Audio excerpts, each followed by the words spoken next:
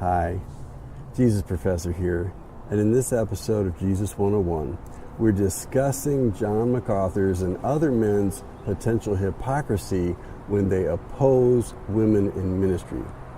Jesus hates hypocrisy, especially pointing out purported faults in others that we ourselves practice in our own lives and favored institutions.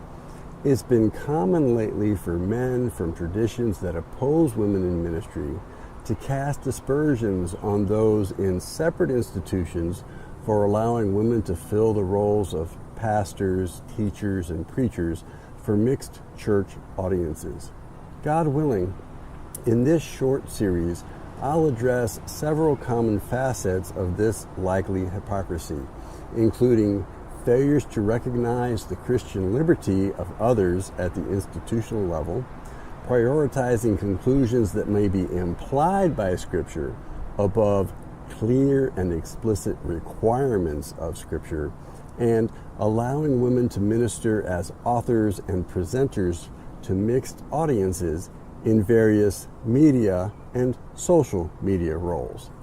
Today, I'll begin with the most glaring example: criticizing women in teaching and authority roles over men in separate Christian organizations that typically meet on Sundays, but remaining silent on the presence of women, college and seminary professors in one's own background, tradition, or denomination. In your name I come alive to declare your victory. The resurrected King is resurrecting me. Seminaries and Christian colleges freely admit that they seek to carry out the Great Commission in the training of students that they provide. They would recoil at the claim that any of their course offerings are purely secular.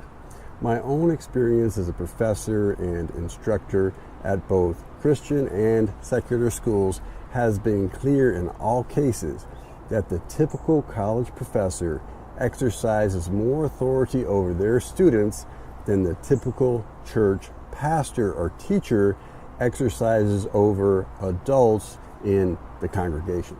Most objections to women in ministry over adult men focus on Paul's statements as in 1 Timothy.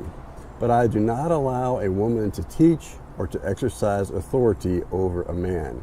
An elder, then, must be above reproach, the husband of one wife, temperate, self-controlled, respectable, hospitable, and skillful in teaching. And there are some other requirements. Is there anything here that limits the statements above to groups that meet on Sundays or functions described as elder or preacher rather than professor or teacher or instructor?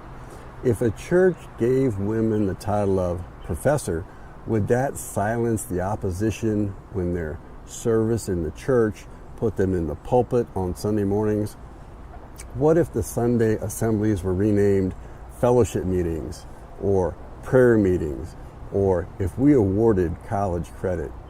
Any honest and even-handed reading of Paul's instructions must acknowledge that if there's a broad ban on women teaching or having authority over men in church contexts, it should apply globally to all institutions purporting to follow Jesus without regard to when they meet or their specific discipleship goals. Over the past months, I've been looking up seminary backgrounds and affiliations of men I've heard espouse the view of prohibiting women in pastoral and teaching ministry roles over men.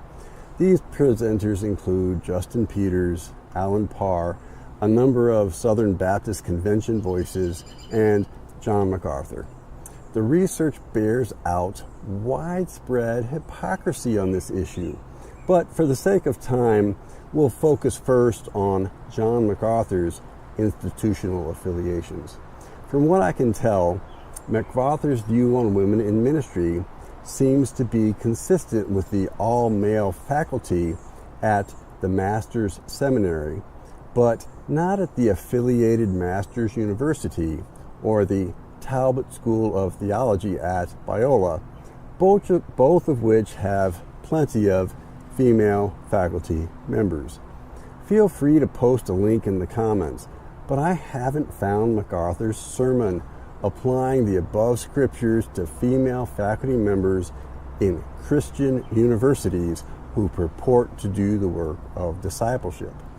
Also post a link in the comments if Justin Peters or Alan Parr have videos correcting their own seminaries for allowing women to teach and have authority over men. Other prominent seminaries like Dallas Theological Seminary and the Southern Baptist Theological Seminary also give ample evidence of women faculty members teaching and exercising authority over adult male students in the training of men and women for ministry. So, the Southern Baptist Convention may want to revisit their view on whether women can serve in ministry, since they obviously allow women to train pastors in their seminaries.